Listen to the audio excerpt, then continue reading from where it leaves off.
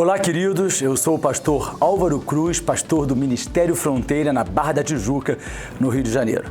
Este é o primeiro vídeo do nosso programa Gabinete com o pastor Álvaro Cruz. Gabinete, para aqueles que frequentam a igreja, é uma palavra comum que significa conversa pastoral. E é sobre exatamente isso que nós vamos conversar aqui. Nós vamos conversar sobre vida espiritual, vida comum, cotidiano, sempre à luz da palavra de Deus.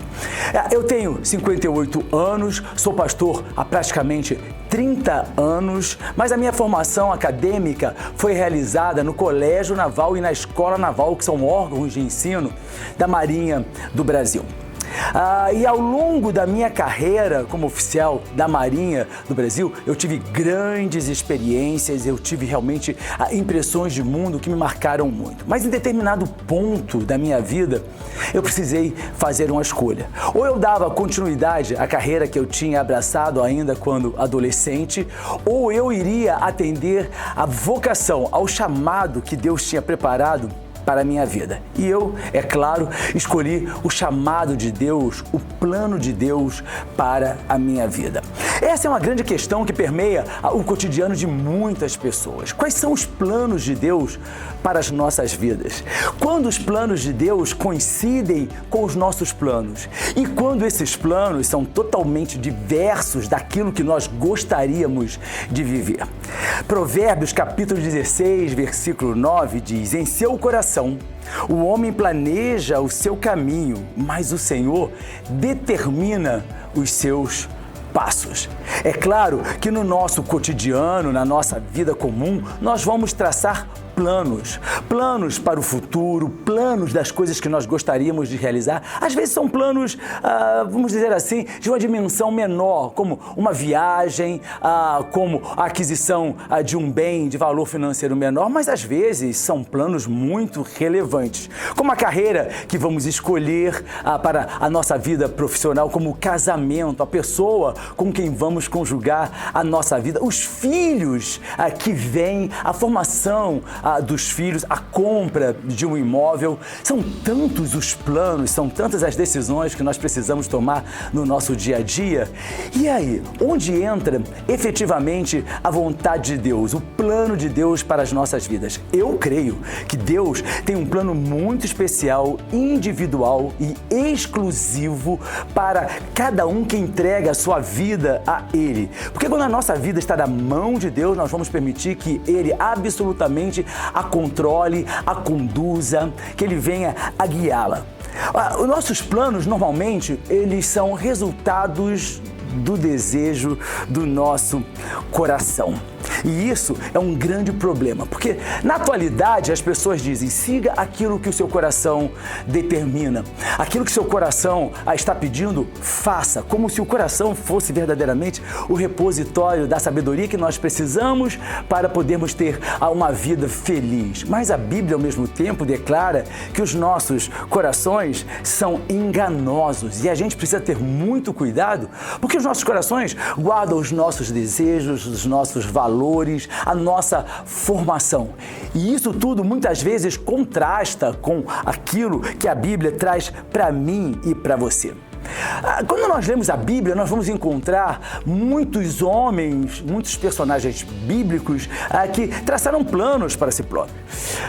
Nós não vamos nos equivocar achando que Moisés, quando liderou o povo na travessia do deserto, que ele não planejava entrar na Canaã, na terra prometida que manava leite e mel. Mas, como todos nós conhecemos, infelizmente, ele não entrou na terra prometida, ele a viu apenas de longe, no Monte Nebo. Nós conhecemos também o fato de que Davi desejou construir um templo aonde Deus seria adorado. Que nobre propósito, que plano belíssimo, construir a casa de Deus. Contudo, não foi ele quem construiu este templo, foi seu filho Salomão. Os planos deles eram até planos que elevavam espiritualmente ou que tinham um significado bastante intenso no que se refere ao relacionamento deles com Deus. E nós precisamos compreender que nós não podemos trazer para Deus ou colocar em nome de Deus aquilo que efetivamente não é o plano de Deus para as nossas vidas.